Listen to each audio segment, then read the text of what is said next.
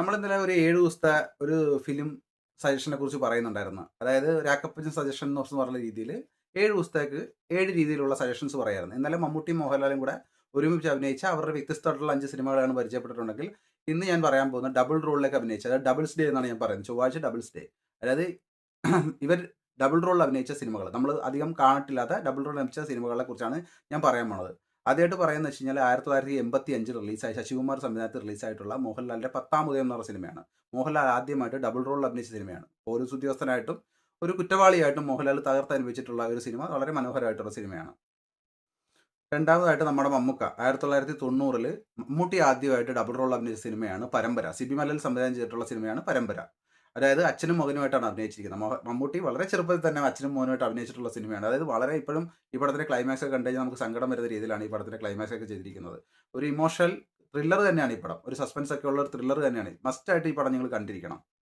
1989 പത്മരാജൻ സംവിധാനത്തിൽ നമ്മുടെ ജയറാമേട്ടൻ നായകനായിട്ട് അഭിനയിച്ച സിനിമയാണ് അപരൻ. ജയറാമേട്ടൻ്റെ ഡബിൾ റോൾ സിനിമ മാത്രമല്ല, അദ്ദേഹത്തിൻ്റെ ആദ്യത്തെ സിനിമയും അപരൻ തന്നെയാണ്.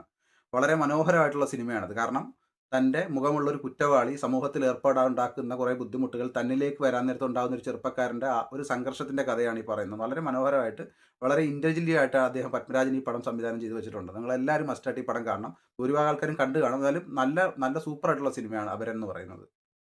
1993 ബെന്നിയുടെ സംവിധാനത്തിൽ സുരേഷ് ഗോപി മനോജ് കെ ജയനും അഭിനയിച്ച് ഉർവശി നായികമാരായിട്ട് അഭിനയിച്ച, അതായത് ഉർവശി ഡബിൾ റോളിൽ അഭിനയിച്ച സിനിമയാണ് ഇത് മഞ്ഞുകാലം. വളരെ മനോഹരമായിട്ടുള്ള ഒരു സിനിമയാണ് ഇത് മഞ്ഞുകാലം എന്ന് പറയുന്നത്. അതായത് ഒരു എന്ത് പറയുന്ന ഒരു വിക്നസ് ആയിട്ട് ഉർവശി മാറ്റപ്പെടുകയും അതിലൂടെ ഉണ്ടാകുന്ന പ്രശ്നങ്ങളുമാണ് ഈ സിനിമ പറയുന്നത്. സൂപ്പറായിട്ട് കണ്ടിരിക്കാവുന്ന ഒരു സിനിമയാണ് ഈ പടം. നിങ്ങളത് മിസ് ചെയ്യരുത്.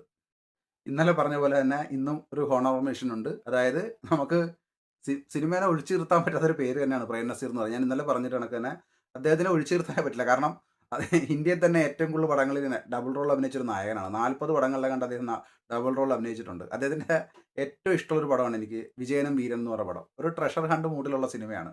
വളരെ മനോഹരമായിട്ട് അല്ലെങ്കിൽ വളരെ എൻജോയ്മെൻറ്റ് ചെയ്ത് കാണാൻ പറ്റും. കാരണം നസീർ സാറിൻ്റെ പടമൊക്കെ വളരെ വ്യത്യസ്തമായിട്ടുള്ള സിനിമകളാണ്. അദ്ദേഹത്തിൻ്റെ ചിലപ്പോൾ മാൻഡ്രസങ്ങളൊക്കെ നിങ്ങൾക്ക് ഈ കാലത്ത് എത്രമാത്രം അത് അക്സെപ്റ്റ് ചെയ്യാൻ എനിക്ക് പറ്റുമെന്ന് അറിയത്തില്ല. പക്ഷേ എന്നെ വളരെയേറെ എൻജോയ് ചെയ്തിട്ടുള്ള പടമാണ്. വളരെ ഒരു നിധി തേടിപ്പോകുന്നൊരു പടമാണ്. അതും ആക്ഷനും കോമഡിക്കും ഒക്കെ ഇമ്പോർട്ടൻസ് കൊടുത്ത് നല്ല രസമായിട്ട് എടുത്തിരിക്കുന്ന പടമാണ്. നിങ്ങൾ കാണാൻ മറക്കരുത്.